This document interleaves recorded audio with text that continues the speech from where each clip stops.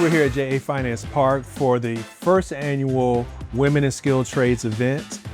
We have over 100 girls from various high schools in the area that are learning around the skilled trades industry and construction jobs. I walked in here and it looks pretty nice. It looks amazing, and it's like full of girls that are interested in trades. Each organization has created a hands-on experience, whether it's electricians, solar panels, carpentry. We are really big on exposing young people to these different career paths. That supports the opportunity for economic mobility. This program is full circle for me because I am a student of junior achievement here in Detroit. And junior achievement was definitely transforming in my life as far as being an entrepreneur. So being here today as a business owner of actually 3 companies, it's exciting to talk about the skilled trades. It's exciting to talk about renewable energy.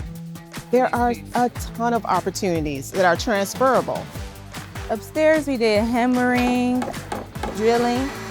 We put carpet pieces together like a puzzle. I learned that there is a lot of different trades. It makes me want to look more into it. I built that. There's a sisterhood within the brotherhood. There's a community there. And I think having a community of women, I think will help our girls go toward that pathway more.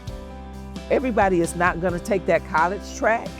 And so we want to know that they can still make a livable wage and contribute to their community at the same time.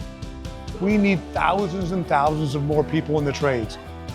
Raise your hand if you've seen construction buildings going up.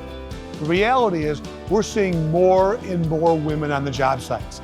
It's cool to be a woman in construction.